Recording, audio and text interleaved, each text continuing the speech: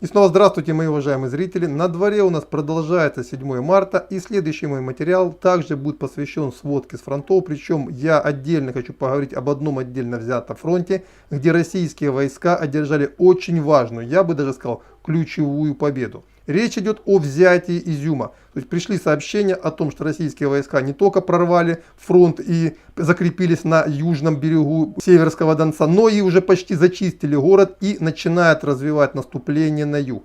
Почему это ключевая победа? Потому что здесь речь идет не только об окружении Славянско-Краматорско-Лисичанской группировки, это локальное окружение. На самом деле речь идет о большом окружении всего Донецкого фронта. Именно исключительная важность этого направления и заставила перебросить сюда единственный и самый такой очень боеспособный мобильный резерв всего Донецкого фронта. За Изюм сражалась 81-я десантно-штурмовая бригада, одна из лучших бригад вооруженных сил Украины. Именно этим связано такое длительное сражение за Изюм. По сути, город во многом разрушен. Тем не менее, российские войска эту победу добыли. Ну и далее, по сути, сыпется весь фланг, начиная от Харькова и до Донбасса. Российские войска уже давно взяли Балаклею, теперь вместе с Изюмом дальше они могут развивать наступление в двух-трех даже направлениях. Первое наступление это в район Славянска-Краматорска, о котором я говорил. С целью не только выйти в тыл Донецкому фронту, но и разрезать его на две части. Отрезав от нее большой кусок в виде Славянско-Лисичанско-Северодонецкой группировки. Вторая колонна российских войск может пойти на Лозовую, и после взятия Лозовой останется всего несколько десятков километров до Павлограда.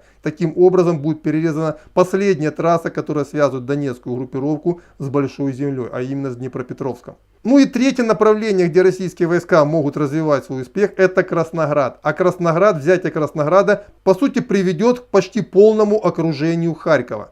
То есть, казалось бы, вот один такой ключевой момент, такой очень важный орешек. А сколько он дает? По сути, это развал фронта на данном направлении. А еще, прямо вот сейчас, на протяжении вторых суток, спасибо моим уважаемым зрителям, которые связались с своими родными в Гуляйполе, они говорят о чем? У нас, говорит, второй день уже нет интернета, идут очень интенсивные бои. ВСУ действительно превратили Гуляйполе в очень укрепленный район, и уже вторые сутки за город идут бои. Да, накал боев здесь будет, наверное, пониже, чем в районе Изюма. Есть у меня подозрение, что его удерживает, ну, судя по логике, скорее всего, либо какие-то новые части, которые были переброшены с Западной Украины, либо 54-я бригада. А это все-таки намного менее боеспособное подразделение, чем 81-я. И уничтожив Гуляйпольскую группировку, российские войска может широким фронтом дальше развивать наступление в тыл Авдеевской группировки противника и также идти навстречу в район Павлограда, отрезая весь огромный Донецкий фронт от остальной Украины. Ну и, соответственно, выйти на дальние поступы к Запорожью. То есть, на самом деле, победа за Изюм, она ключевая. Вторая, хоть и менее, но тоже ключевая победа, это будет взятие Гуляйполя. После чего Донецкий фронт Украины, по сути, начнет распадаться. Вот это то, о чем я хотел сказать в данном выпуске. Более полный обзор я сделаю завтра уже утром, либо завтра в обед. Скорее всего, утром я сделаю отдельно тему,